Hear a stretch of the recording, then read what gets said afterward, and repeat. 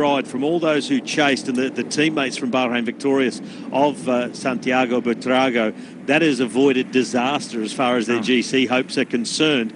And I wonder if also Rajovic has been able to stay in there and get back on, because he was doing plenty of chase work as well for Buitrago, just to make sure they could ride a good GC and forget about his own sprint ambitions for those few moments. But now they get a chance to just stay in the wheels for another 2.5k or so, try and catch their breath. But when they take that last right-hand turn, as Adam just told us, the wind is pumping in from the rider's left. It's going to be pushing them across into the right gutter. It's a little bit loose, it's a little bit sandy, and there's not room for everyone. And I do not believe that we'll be seeing this entire group coming through to the finish and getting the same time. It will split again, and they know it. Yeah, and that is definitely not the whole peloton complete either. It's very much a reduced peloton today. We're going to see some big gaps once again. With about 60k to go, we already saw riders from the Saudi Arabian national team off the back and being tracked by our broom wagon. It's going to be a tough day for some of these riders, actually, I think, to stay inside the time limit, particularly considering how fast it is towards the end. This is the shot tracking alongside what is now our leading peloton. Dylan Groenewegen, our race leader there in the green race leader's jersey of the Saudi Tour, ready. We know the kind of form he's in. He was gapping the riders in that finishing sprint yesterday, but Dusan Rajovic came with so much speed so late on yesterday. So exciting, the Serbian national road race champion. He's wearing that red jersey today, but we've seen him, as Robbie said, having to do work for Santiago Buitrago to bring him back in. Buitrago is back in the fold, as are most of the Bahrain Victorious team, who were distanced into that second group. They're back together. We're presuming, I mean, having said that, Robbie, we are presuming they're back together because we haven't seen them all yet. There's the number one, right in the middle of that shot, so he is there. And we have one lone leader. He's just hanging out there, Matthias Norsgaard. And is he being allowed to fry here a bit, Robbie? Is there a bit of leave him dangling?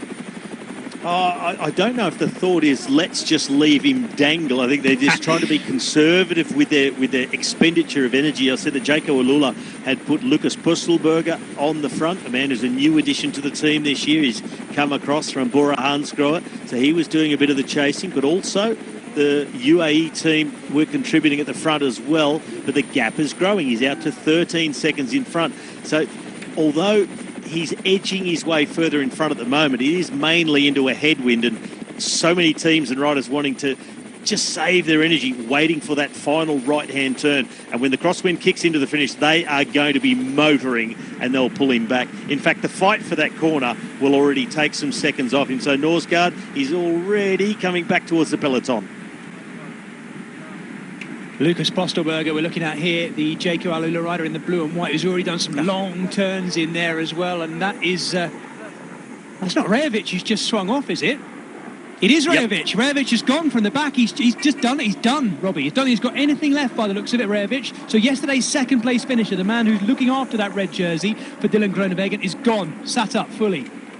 Yeah, well, that's understandable after the amount of work that he had to do in that chase group. We saw him at the back of that group when he'd done this just monster turns that he was doing. And, I mean, he's largely responsible for getting Buitrago back into the race for GC. So, you know, he'll have Buitrago have a lot to thank Rajovic for at the end of today, giving up his own chances. But that's one less sprinter to be at the pointy end, taking on Groenewegen. But also, do not forget the man who was third yesterday, Max Walscheid.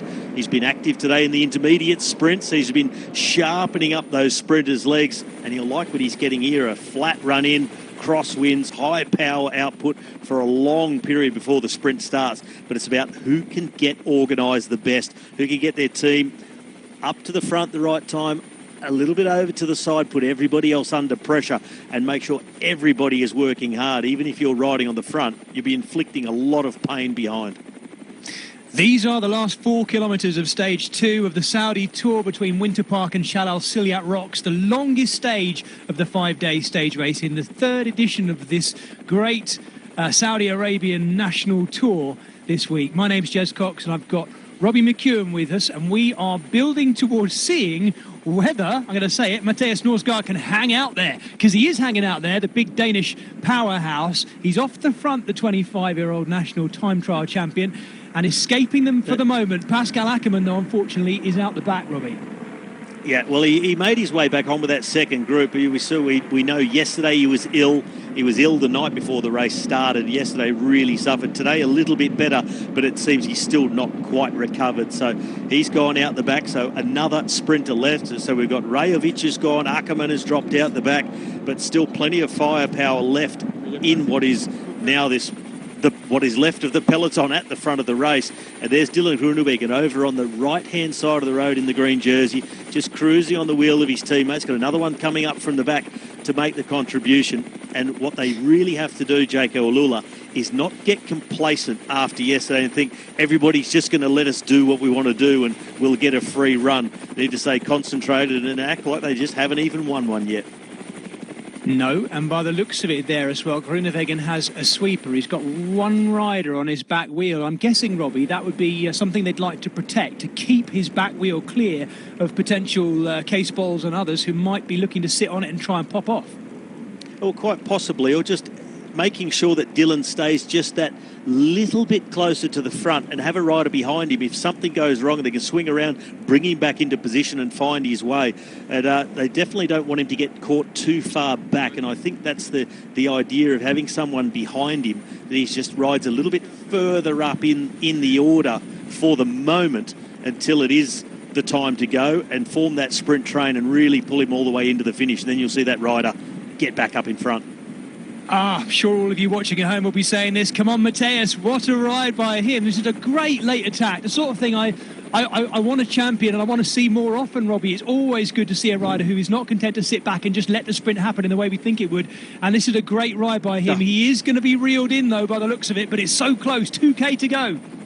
Yep, 2K to go, just 4 seconds, so they're coming up on him. But it's something we really don't see often. Well, we saw it last week. For the first time I've seen it in I don't know how long, with Quinn Simmons. Sorry for anyone who hasn't watched the replays yet, but you should have already. There you go, I said it. It's not a spoiler, it's just what happened. But Simmons did it, he held off the sprinting pack, but Norsgaard, he will not today because they already have him. Jaco Alula on the front, and they're just feathering it at the moment, not going full gas, waiting for Groenewegen and the rest of the team to just get themselves in position before they really go with everything.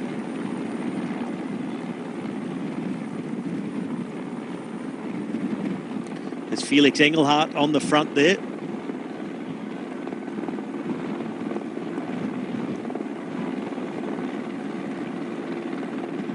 Astana up in good numbers, Robbie, as well, by the looks of it. And Case Ball is tucked in on the back of them. He's up alongside Dylan Groenewegen there in that green leader's jersey as well. Yeah, I mean, you'll see a lot of riders looking to Groenewegen and trying to get that wheel because they know it was so dominant yesterday. There'll be some that are just trying to follow that wheel, put themselves in position, and others that'll just try and dominate and see if they can get Groenewegen a little bit caught out. So Astana, Kazakhstan there in the middle with Case Bol. He's the man right next to Groenewegen at the moment. Oh, just sliding through the middle. Another one of the Jaco Alula riders, and that was Mezgec himself. So Mezgec has got himself up and where he needs to be, talking to Groenewegen now. Head to the side, little chat. Told wait for it, don't go quite yet. Now they're just cruising up and tracking the rest, and now they're going to make their own run down the right-hand side. Here they go, the Australian team in blue and white. This is the shot from the actual finish line as well. You can see Groenewegen very clear. They're getting pushed so hard. In fact, I think we can see Case Ball just surfing the very edge of the road there. He is up alongside him. He's got Jonathan Milan, who's got on the back wheel. Milan is on the back wheel of Groenewegen. Everything so far has gone perfectly for Jaco Alula. And this is the moment at which they've got to deliver Dylan Groenewegen. We're inside the final 500 metres here. And down Watch to... the barriers. Oh, it's so close to them as well. Mezgec once again is the final man by the looks of it, the final man to drop him off. Luka Mezgec is going to go as long as he can, but Case Ball's gone early. Case Ball kicks early and he's got alongside him. Jonathan Milan is giving him a right run for his money here. What has Dylan Groenewegen got left? Milan has opened for the line. Jonathan Milan, what a finish by him, but Groenewegen just on the dip. I think, Robbie, I think Dylan Groenewegen's got that, but we're going to have to look at the side-on shot, I think. Wow, what a sprint by Jonathan Milan. That was an incredible acceleration by Jonathan Milan. He waited and waited in the wheel. Case Ball started to open up early, but Milan, what an acceleration. And Groenewegen, he picked up the wheel, but Milan, he just was not dying at all in that sprint, and neither of them willing to claim it. We've got the helicopter on Milan, We'll get another look from overhead. So on the lead out there was Elmar Randers, and then Luka Mezek, Groenewegen, Milan, Case Bol. And for mine, Groenewegen looked like he was just maybe starting to labour a tiny bit. It was a long lead out too for the Jayco Alula team. So they come through 300 to go. Case Bol, he opens up, and then the acceleration comes. So he lures Milan to go. Groenewegen goes to go up the inside, but Milan got the jump. So Groenewegen had to just ease off, settle back into the wheel, 150 metres to go. And Milan, you would think going from that far, he was going to start to tie up. Here comes the acceleration from Groenewegen, but he's running out of road. He swings out to the left, and he's just not getting over the top. It's Milan. You think...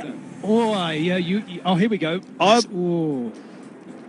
Let's watch it. Let's see. My giddy gosh, that's close. Clearly. Yes, you're right. I think, yeah, you're right, Robbie. You're right. It was an uphill. It was slightly uphill drag, or at least it looked uphill, but maybe that's how tired they are after that stage. Case Bol went early as well, didn't he? He swung out early, and that was the moment that Milan reacted, and he came out and over the top, and it was actually a really good timing of him to get over the top of the Jayco Alula train, swing back into the right, and it sort of closed Groenewegen in, and he had to pick up the wheel and then try and re-accelerate. But Milan, look at that determination. It was, for a long time, looking like disaster for Bahrain Victorious with Buitrago out the back. And in the end, they've got Buitrago back. And then, even though he looks unsure, for mine, it's Jonathan Milan who got it. It looks like it's been confirmed. Well, yeah, the 22-year-old Italian from Tolmezzo gets what I think is the second win of his pro career on the road as well. That was impressive for a man who's known for his track background, showing some real staying power and final sort of snappy speed there as well from Milan. That was really impressive. I can tell that Adam is going to be having a word with him in just a moment, because Adam Lyde is following him with a microphone. So we'll wait to see what Jonathan Milan has to say. What a fantastic finish of stage 2. A great look down on the Shal Al Ciliat rocks as well, as they just protect our finish line at the very least from both the sun and the wind. Well, there's a winner that we weren't calling, were we, Robbie, from a long way out. We know how quick Jonathan Milan is, and he gets congratulations of Dusan Rajovic, who had a hard day out. But Bahrain Victorious have turned it round and got the win today.